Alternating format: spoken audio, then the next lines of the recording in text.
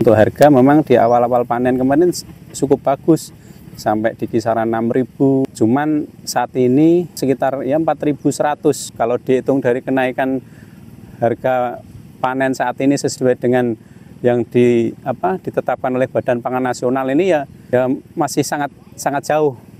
Sesuai dengan usulan kami di KTNA itu kan sekitar 5.400, 5.500 kan begitu. Ini kan kami melihat dari harga di saat BBM naik, Saprodi juga naik, biaya tenaga juga naik. Ya sekarang ini murah Mas. 39. Dulu itu waktu masih jarang itu 6.000. Sekarang sudah turun paling ya 6.000 lah. Tani beras itu Mas. Kalau pupuk itu sulit. Kalau yang kaya itu banyak sekali. Kalau yang miskin itu beli satu sak saja satu karung itu sulit Mas. Silakan. Tadi sudah bisa direspon apa yang disampaikan. Karena memang orang juga khawatir ketika katanya ada panennya, tapi ternyata di lapangan minggu lalu disampaikan nggak ada. Silakan Pak Arief. Iya, sangat memahami apa yang disampaikan sedulur-sedulur petani ya, karena saya juga bagian dari yang ingin tanda kutip mensejahterakan petani juga gitu ya. Kita nggak mau dong petani kita sedih karena apa? Petani ini produksi itu berbanding lurus ya sama kesejahteraan petani. Jadi kesejahteraan petani itu berbanding lurus sama produktivitas kita. Sehingga perlu memang kita adjust. Tadi saya sampaikan bahwa ini dalam 1 hari 2 hari ini ya semua kita bahas bersama-sama. 4.500 itu belum diketok. Memang belum ada HPP pemerintah belum ada. Kan saya jelaskan berkali ini. Jadi makanya kalau menyuarakan itu jangan dari media gitu ya. Maksudnya jangan jadi dampaknya sangat. Sekarang pertanyaan saya Pak Kemik mungkin Pak. Pertanyaan saya itu baru surat edaran kesepakatan bukan HPP, tapi dampaknya psikologisnya sangat. Coba sekarang saya tanya Bapak, kalau kemarin saya diamkan aja, ya kemudian ada Permendak 24, harganya 4.200, nggak ada masalah hari ini kan? Sekarang saya naikkan supaya kita semua sepakat supaya ada kenaikan, malah jadi masalah. Coba sebelumnya 42. Enggak, harga belinya persoalannya di lapangan kan udah nggak segitu Pak. Justru itu gitu. makanya karena kita duduk di lapangan itu menyesuaikan begini, dengan SPI biaya. besok saya undang, Bapak silakan hadir bersama dengan tadi misalnya disampaikan KTNA tidak dilibatkan. Nanti saya tunjukkan surat dari KTNA ya. Bulan Oktober setelah kenaikan BBM mereka mengajukan harga berapa. Jadi maksud saya kalau bicara di media ya, itu tolong dilihat faktanya. Nanti saya tunjukkan semuanya. Kemudian sekarang Bapak tadi maaf sebut salah satu perusahaan besar. Padahal perusahaan besar itu yang membuat Bapak itu bahagia. Mereka beli dengan harga yang tinggi.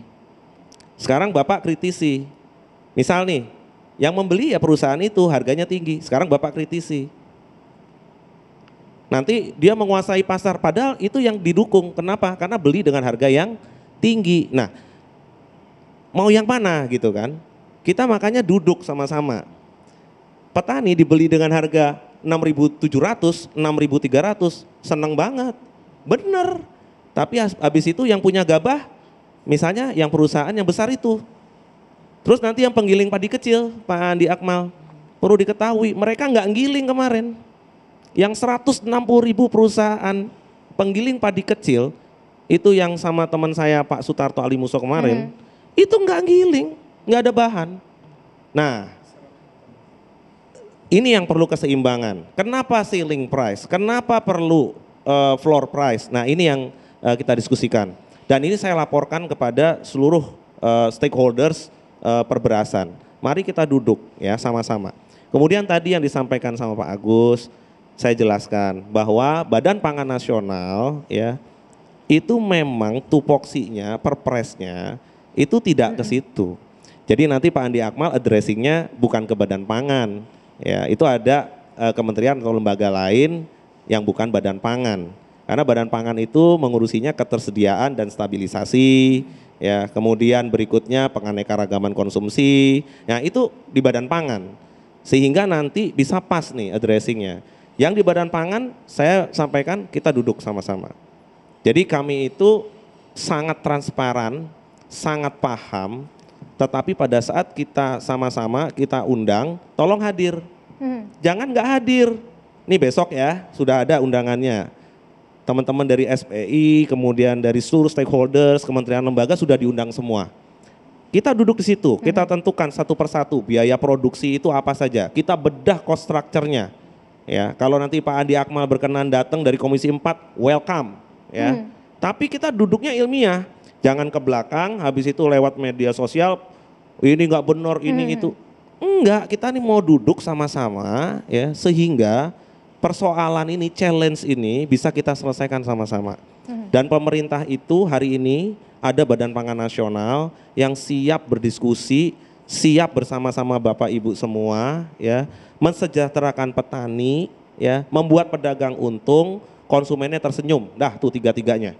Ini paket komplit yang agak sulit karena mengumpulkan banyak orang dengan catatan tadi yang berbeda-beda range harganya. Kita udah kerjakan di jagung, kita udah kerjakan di telur, kita udah kerjakan untuk ayam itu satu paket, jagung, ayam, telur. Kenapa beras itu terakhir? Karena beras ini sampai dengan kemarin itu masih begini ya. Pada saat seperti ini kita nggak bisa tentukan sesuatu ya secara jernih. Sehingga sekarang waktunya kita sama-sama diskusi siapkan untuk HPP. Gitu. Jadi saya ulang sekali lagi ya Pak, Badan Pangan Nasional harus mempertimbangkan mulai dari produsen, kemudian penggiling padi besar dan kecil, yang tadi membuat Bapak bahagia tadi dengan angka yang tinggi, tapi di sisi lain dikritisi jangan sampai terlalu besar ya, nggak kebagian. Ini harus saya sampaikan sehingga nanti fair dan di hilir ingat daya beli masyarakat. Itu juga hal yang penting dan itu termasuk rumah tangga tani juga. Ini agak deg-degan juga ketika ngomongin soal HPP karena nanti dampaknya ke konsumen yang akan membeli. Betul.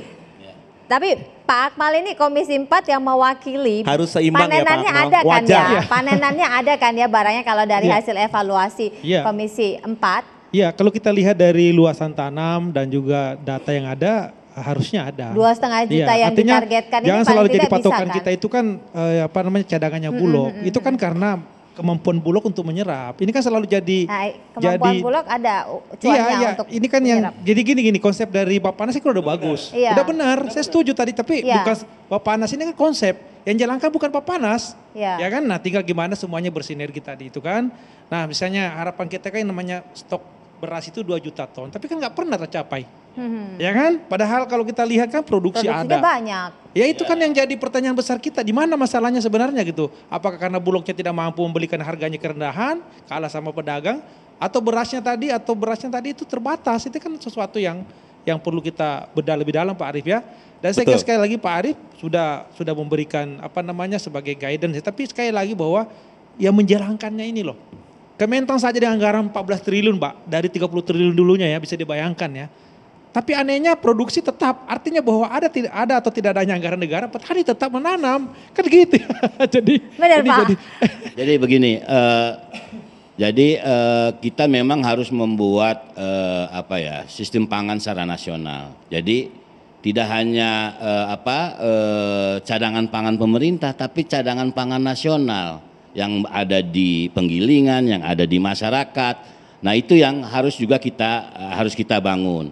Nah makanya Bulog harus juga menjadi bagian yang diperkuat. Benar, serapan Bulog dari tahun ke tahun tidak tercapai. Apalagi sekarang mau dinaikkan 2 kali lipat.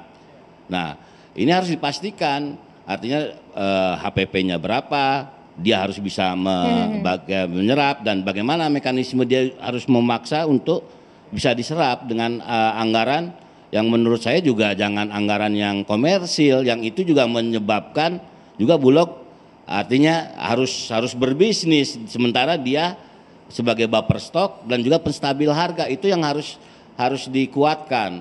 Nah ini yang harus negara hadir. Nah persoalan konsumen di situ, buffer stok, stabilisasi harga, operasi pasar, sehingga subsidi juga harus diberikan sehingga jelas jangan dipertentangkan petani dengan konsumen. Makanya disitulah negara harus hadir, apalagi persoalan pangan, beras, produk yang sangat strategis.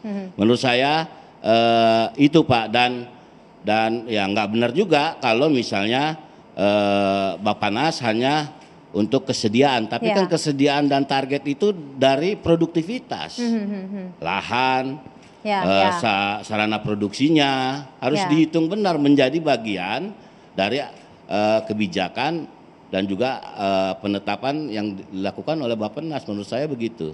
Tadi beras tadi Pak ya, beras medium kan udah diancang-ancang 9.000, saya kira salah satu perlindungan konsumen sebenarnya. Jadi sebenarnya kan dengan harga terjangkau tadi Pak Arif ya, kan ada medium, ada premium. Ini kan medium untuk masyarakat yang berpenghasilan menengah ke bawah. Saya kira salah satu bentuk perlindungan. Jadi sekali lagi bahwa sepakat bahwa pangan ini harus diatur secara baik ya.